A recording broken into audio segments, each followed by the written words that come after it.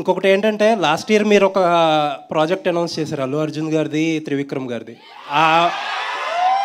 ఆ ప్రాజెక్ట్ ఇమీడియట్గా పుష్ప 2 తర్వాత ఉంటుందా, లేకపోతే అట్లీ గారి సినిమా తర్వాత ఉంటుందా? ఈ సినిమాలో మీకు దొరికిన ఫ్రీడమ్ ఎంత? మీ చెయ్యి సిద్ధు గారు పట్టుకొని చేయించారా, లేకపోతే మీరు ఇండిపెండెంట్గా చేశారా?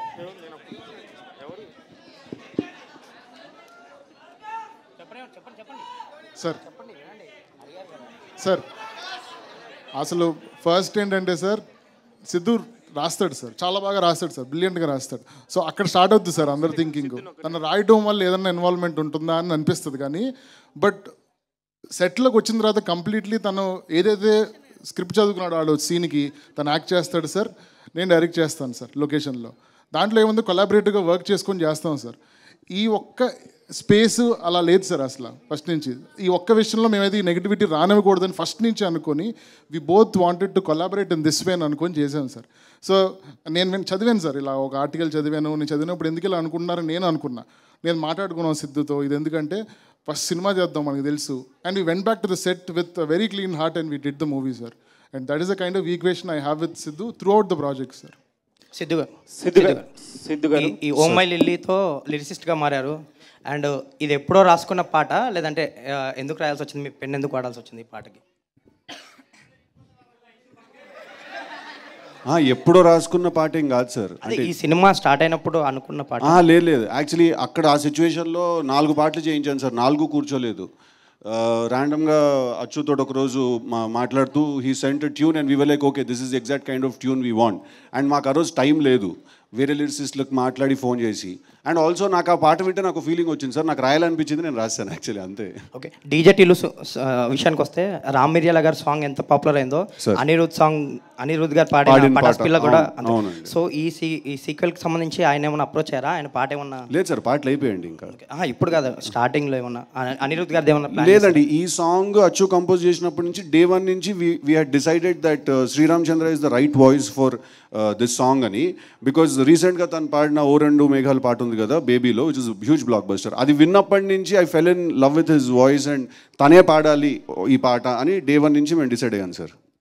సిద్ధు గారు ఇక్కడండి, ఇక్కడ సార్. సార్ మీరు ఇందాక నుంచి మాట్లాడుతుంది మీ డీజే టిల్లు ఫ్యామిలీ పిక్చర్ అండి. దేనికంటే అందరూ మా ఇంట్లో పిల్లలు ఇప్పుడు కూడా టీవీ ఆన్ చేసుకుని ప్రతిరోజు చూస్తున్నారు. Absolutely it's a family film.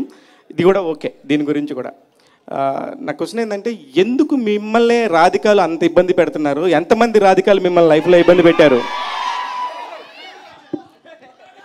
Sir ఇప్పుడు రియల్ అది కూడా కాదు, అట్లా కూడా తప్పు, అది కూడా కాదు, అది కూడా తప్పు, అలా కాదు సార్. ఇప్పుడు రాధికాలు ఫస్ట్ ఆఫ్ ఆల్ నన్ను ఇబ్బంది పెట్టట్లేదు సార్, టిల్లు గారిని ఇబ్బంది పెడుతున్నారు సార్. ఓకే, రెండోది ఏంటంటే సార్, ఇప్పుడు ఒకసారి మనసు విరిగితేనే ఇలాంటి సినిమాలు తీయగలుగుతాం సార్ మనం. అట్లా అన్నన్నిసార్లు విరిగిపోతే మొత్తానికి ఇంటికి వెళ్ళిపోతాను సార్ నేను. ఒకసారి విరిగాక బుద్ధొచ్చి ఓకే ఇప్పుడు మనం ఉన్న ఫీలింగ్ అంతటిని కూడా మనం ఎలా ఆర్ట్ ఫామ్లో కన్వర్ట్ చేయాలని సినిమాలు రాసుకుంటూ తీస్తున్నాం అంతే సార్. ఒకసారి విరిగితే చాలు సార్, లైఫ్ లాంగ్ బుద్ధి వచ్చేస్తుంది. అనుపమ గారు అండ్ సిద్ధు, యాక్చువల్గా జనరల్గా ఏదన్నా సెకండ్ సినిమా వస్తున్నప్పుడు పక్కన డాష్ పెట్టి 2 రాస్తారు కదా, మీరు ఏకంగా పైనకి లేపారు స్క్వేర్ అని, ఏంటి? అంటే అదేమి అది యాక్చువల్లీ టైటిల్ త్రివిక్రమ్ గారు ఇచ్చారు సార్ మాకు ఐడియా. టిల్లు 2 అందామా, 2 టిల్లు అందామా, టిల్లు బ్యాక్, టిల్లు రిటర్న్స్, ఇవన్నీ రొటీన్గా ఉంటే టిల్లు స్క్వేర్ అందామయ్యా అన్నది ఒక రోజు ఆయన. అంటే బాగుంది సార్ అని. బాగుంది గురించి. వంశీ గారు, లాస్ట్ టైము యాక్చువల్గా డీజే టిల్లు ట్రైలర్ లాంచ్ మిమ్మల్ని ఎవరు అడిగారు, ఇది మీ బయోపిక్ అంటే తప్పే ఉందన్నారు కదా, మరి సో ఈ టిల్లు స్క్వేర్కి మీరు ఏమైనా యాడింగ్స్ ఏమైనా ఉన్నాయా మీ దగ్గర నుంచి? అంటే అప్పటికి సిద్ధు తను అన్నప్పుడు సిద్ధు కదా, ఇప్పుడు సూపర్ స్టార్ కదా, అందుకని ఇంకా మన దీనికి ఏం యాడింగ్స్ అవసరం అని తనే చేసుకుంటాం. ఆయన బయోపిక్ అనుకోవచ్చా? ఇది సిద్ధు గారు బయోపిక్ అనుకోవచ్చా? సిద్ధు చెప్పినట్టు లవ్ ఫెయిల్యూర్ అయిన ప్రతి కుర్రోడి బయోపిక్ ఇది. అట్లుంటుంది మనతోని. సిద్ధు గారు సార్, అనుపమ పరమేశ్వరన్ ఫ్యాన్స్ నుంచి మీకు బెదిరింపులు వచ్చాయంట, నిజమేనా? ఏం లేదు సార్, ఇది స్టార్ బాయ్ సిద్ధు అని పెట్టి వద్దన్నా ప్లీజ్ అన్నా, అది ఒకటి వచ్చింది సార్, ఏం రాలేదు సార్. ఓకే, సార్ వచ్చినా కూడా మార్చేవాడిని కాదు సార్, ఎలా ఉందో అలాగే తీసేవాడిని సార్ ఆ సినిమా. బికాస్ దానికి మనం స్టిక్ అయితేనే కదా సార్ మనం ఒరిజినల్గా కంటెంట్ తీద్దాం అనుకున్నప్పుడు అది ఎలా తీద్దాం అనుకున్నా అలా తీయాలి సార్. చూసాక వాళ్ళే అంటారు sir actually she made the right choice అని. కాకపోవాలి నాకు పడదైదుడు. ఇంకోటి మీరు స్టార్ బాయ్ అని పెట్టుకున్నారు కదా, ఆ టైటిల్తో మీరు సంతృప్తికరంగానే ఉన్నారా, ఇంకేదన్నా బెటర్గా పెట్టుకోవాలనుకుంటున్నారా? ఇప్పుడే అన్నారు కదా సార్ ఆయన సూపర్ స్టారా. టైటిల్ మేము పెట్టాము, ఆయన పెట్టుకోలేదు, మేము పెట్టాము. అది సంతృప్తికరంగా ఉందో లేదో రేపు సినిమా చూసి మీరందరూ చెప్పాలి. సిద్ధు జనరల్ గడ్డి గారు, సిద్ధు జనరల్ గడ్డి గారికి ఒక క్వశ్చన్ సార్. మొత్తం పేరు పెట్టి పిలిచారు, భయం వేస్తుంది. నేను బాలగంగాధర్ తిలక్ క్యారెక్టర్ గురించి క్రియేట్ చేశారు మీరే. ఫస్ట్ ఫిల్ము బాగా హిట్ అయింది. సో అది సెకండ్ చేసేటప్పుడు అంటే మోస్ట్లీ సెంటిమెంట్గా అందరినీ కంటిన్యూ చేస్తారు టెక్నీషియన్స్ని, కానీ మీరు డైరెక్టర్ని మార్చారు, మ్యూజిక్ డైరెక్టర్ని మార్చారు, ఒక ప్రొడక్షన్ హౌస్ తప్ప హీరోయిన్ మార్చారు. సో ఈ మార్చినప్పుడు మీకు ఎందుకు సార్ అలా మార్చవలసి వచ్చింది?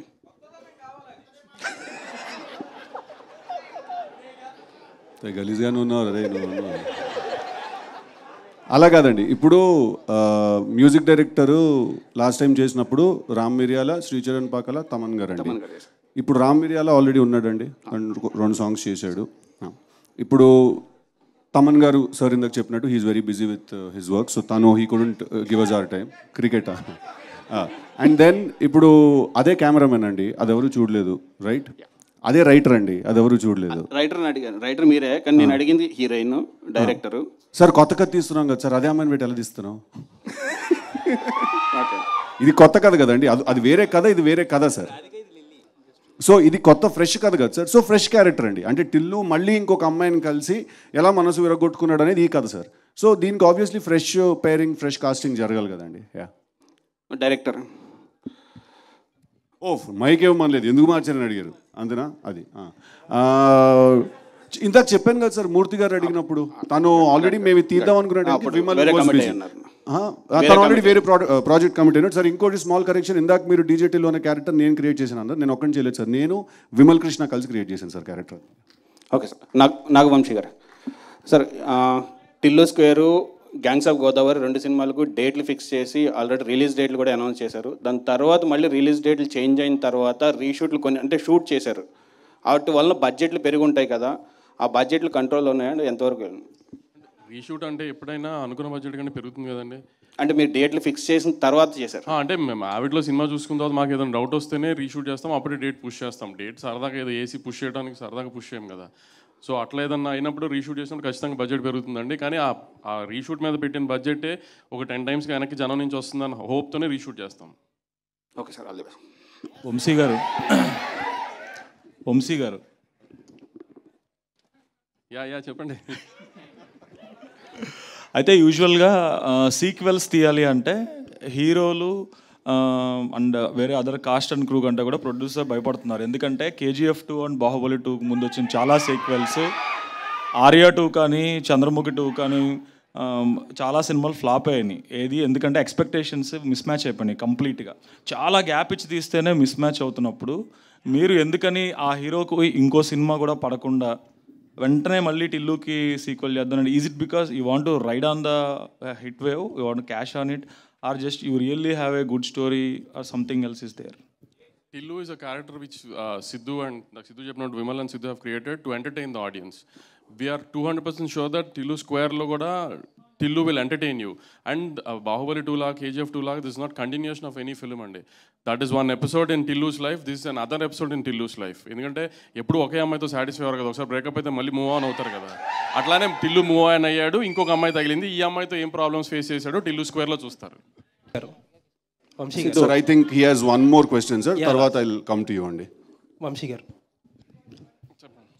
సంక్రాంతికి ఎంతో కొంత డిసప్పాయింట్ చేశారు. మేమేం డిసప్పాయింట్ అవ్వలేదండి.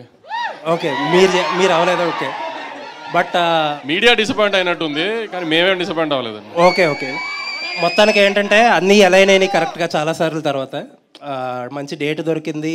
మీరు అన్నట్టు ఏంటంటే ఫస్ట్ సినిమా ఏంటంటే మంచి ఎంటర్టైనర్, చాలా మిస్ అయ్యాం ఎంటర్టైనర్. ఒక రకంగా చాలా మంచి అన్ని స్టార్స్ అన్నీ కరెక్ట్గా అలైన్ అయినాయి. ఈవెన్ మీకోసమే డేట్ కూడా మార్చినట్టున్నారు, election date. So happy for you. Thank you అండి. ఇంకొకటి ఏంటంటే లాస్ట్ ఇయర్ మీరు ఒక ప్రాజెక్ట్ అనౌన్స్ చేశారు, అల్లు అర్జున్ గారిది, త్రివిక్రమ్ గారిది. ఆ ప్రాజెక్ట్ ఇమీడియట్గా పుష్ప 2 తర్వాత ఉంటుందా, లేకపోతే అట్లీ గారి సినిమా తర్వాత ఉంటుందా? హారికాస్ని సినిమాకి సంబంధించిన ప్రెస్ మీట్లో మాట్లాడుకుందామండి ఆయన్ని. ఓకే, ఇప్పుడు సితారా సినిమా ప్రెస్ మీట్ కదా, హారికాస్ని సినిమాకి సంబంధించిన ప్రెస్ మీరే మీట్ కదా. అదే అక్కడ అడుగుతారు కదా నన్ను ఇదే ప్రశ్న మళ్ళీ. ఓకే.